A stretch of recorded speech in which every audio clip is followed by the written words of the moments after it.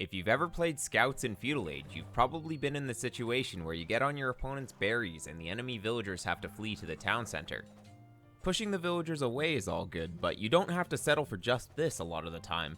With a little bit of micro, you should be able to secure at least one kill in this situation. I'll be going through a few tricks that will help you here. First, you need to understand how melee units act when on stand ground versus aggressive stance. On stand ground, the units will all target the unit that you've told them to attack.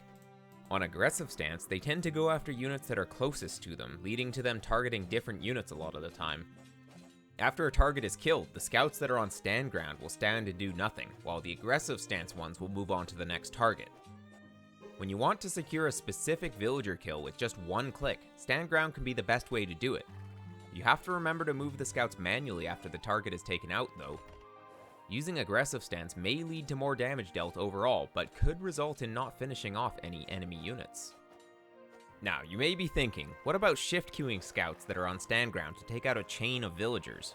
Well, this actually doesn't work, so unless the devs change how shift queuing works in the future, this method is impossible. At the moment, if you try to shift queue targets, or shift queue a retreat command for after the scouts finish off their target, they act like you weren't holding shift at all and just do the final action you issued. There is an exception to this behavior though. If you have only one scout selected, shift queuing actions actually works exactly as you'd expect. This is especially useful when picking off weak villagers on farms. Now that we understand the quirks of stances and shift queuing, we can talk about the two main ways of securing villager kills. First up is block micro. This is super useful when you have militia or men-at-arms with your starting scout to block, but it can also be useful when you have pure scouts. You can use either aggressive stance or stand ground for this. Stand ground will guarantee that your units will all target the villager you're trying to kill, but you have to manually select all of your scouts to move on to the next target. Aggressive stance will usually work just fine, but sometimes your units will attack the wrong enemies. The advantage is that you can continue to micro your blocker throughout the whole engagement, so it's significantly easier to use aggressive stance.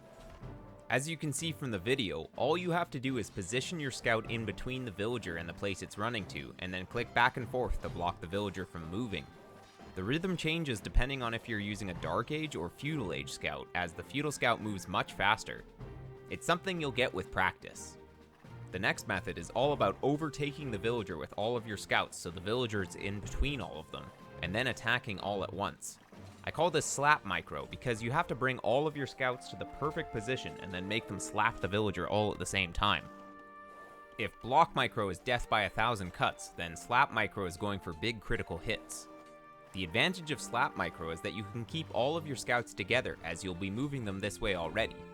Whenever you have 6 or less units, generally you'll want to move them in box formation to keep them more tightly packed. In this situation, not only does it help avoid taking hits from spearmen, it also gives you a clear target for when you want to issue your attack command. Keeping your scouts on stand ground also helps them to target the unit that you click. What you want to do for this is overtake the villager with your scouts, and once the villager is in the middle, get all of your scouts to attack at the same time by right-clicking the villager just when all of the scouts are in range. If you do this at the right timing, all of your scouts will attack at once, leading to them making a loud slapping sound.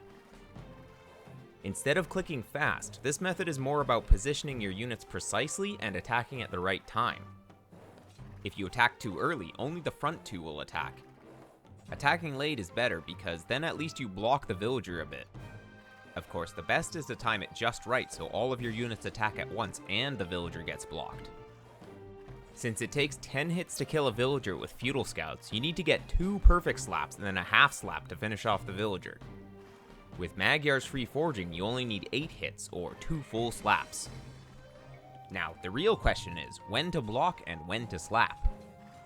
Block micro is used in more situations such as with militia, men-at-arms, and with scouts, so you might just default to this a lot of the time.